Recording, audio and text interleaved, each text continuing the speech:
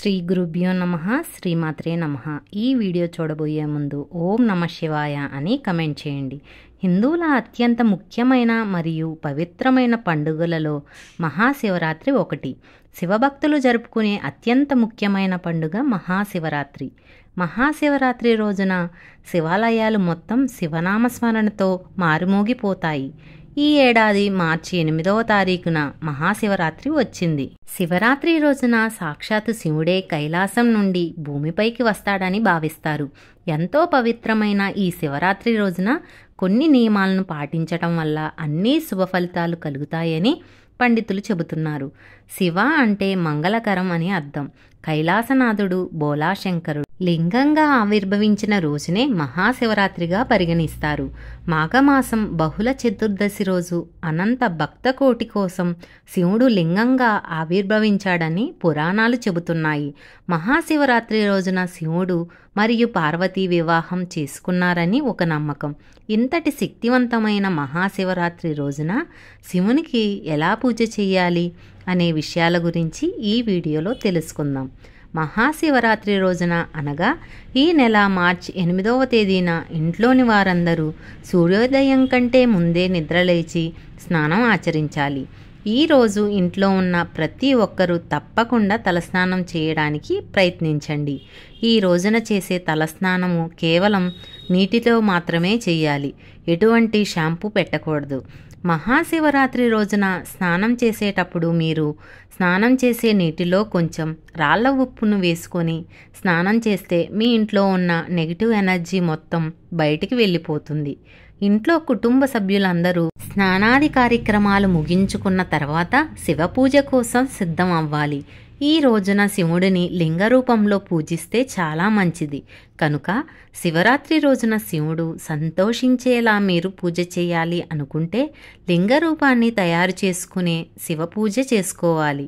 అది ఎలాగంటే ముందుగా పంట పొలాల్లో లభించే బంకమట్టిని తీసుకొని శివలింగ రూపంలో తయారు చేసుకోవాలి.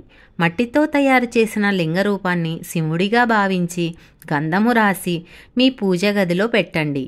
ఈ లింగ రూపాన్ని వట్టి నేలపైన ఎట్టి పరిస్థితుల్లోనూ పెట్టకూడదు. ఒక ఇత్తడి ప్లేటు పైన కానీ ఒక తమలపాకు మీద కానీ మీరు చేసుకున్న లింగ రూపాన్ని మీ పూజా గదిలో పెట్టుకోవాలి. ఈ శివరాత్రి రోజున ఎవరైతే శివుడిని లింగ రూపంలో పూజిస్తారో వారికి కోటి జన్మల పుణ్యఫలం లభిస్తుంది అనటంలో ఎటువంటి సందేహం లేదని శాస్త్రాలు చెబుతున్నాయి. శివరాత్రి రోజున మీ ఇంట్లో పూజ చేసి 108 సార్లు ఓం నమః శివాయ అని జపించండి. శివలింగాన్ని ఇంట్లో ఉంచితే రోజు ఖచ్చితంగా పూజించాలి. కాబట్టి శివరాత్రి రోజున మట్టి లింగాన్ని చేసి మీ పూజా గదిలో ప్రతిష్ఠించి పూజ చేసి మరుసటి రోజు ఉదయం ఆ మట్టి లింగాన్ని నదిలో కానీ పూల మొక్కల్లో ఉండే మట్టిలో కానీ కలపాలి. ఈ రోజున దీపారాధన చేసేవారు నువ్వుల నూనెతో దీపం వెలిగిస్తే చాలా మంచిది. దీపం వెలిగించిన తరువాత దీపలక్ష్మి నమోస్తుతే అని మనసులో అనుకోవాలి. ఇలా దీపారాధన చేయటం వల్ల మన కష్టాలన్నీ తొలగిపోతాయని నమ్ముతారు. శివరాత్రి రోజున చేసే దీపారాధన వలన గత జన్మల పాపాలు తొలగిపోతాయి. వివాహిత స్త్రీలు ఈ రోజున దీపారాధన చేస్తే వారి భర్తలు దీర్ఘాయుష్తో ఉంటారు. శివరాత్రి రోజున పూజ చేసిన తరువాత పూజా గదిలో ధూపం వేస్తే ఇంట్లో ఉన్నటువంటి నెగిటివ్ ఎనర్జీ మొత్తం తొలగిపోయి పాజిటివ్ ఎనర్జీ ఏర్పడుతుంది. శివరాత్రి రోజున శివునికి బిల్వ ఆకులు సమర్పిస్తే శివుడు సంతోషించి మీ జీవితంలో ఉన్న అడ్డంకులను తొలగిస్తాడు. శివరాత్రి రోజున పరమేశ్వరుని అనుగ్రహం పొందాలంటే మీ ఇంటి గుమ్మం ఇరువైపులా సాయంకాలం సమయంలో దీపాలు వెలిగిస్తే మంచిది. శివునికి తులసి ఆకులు సమర్పించకూడదు. శివునికి ఇష్టమైన బిల్వపత్రాన్ని మాత్రమే సమర్పించాలి. శివుడు అభిషేక ప్రియుడు కాబట్టి శివరాత్రి రోజున కాసినన్ని గంగా జలాన్ని మీరు తయారు చేసిన మట్టి లింగం పైన పోస్తే శివుడు సంతోషించి సర్వైశ్వర్యాలను ప్రసాదిస్తాడని భక్తులు నమ్ముతారు. శివరాత్రి రోజున శివుడికి ఇష్టమైన పుష్పాలతో పూజిస్తే 10 అశ్వమేధ యాగాలు చేసినంత పుణ్యఫలం దక్కుతుందని పురాణాలు వివరిస్తున్నాయి. ఈ శివరాత్రి రోజున ఎవరైతే 8 పుష్పాలతో శివుడిని పూజిస్తారో వారికి ఖచ్చితంగా కైలాస ప్రాప్తి వర్తిస్తుంది.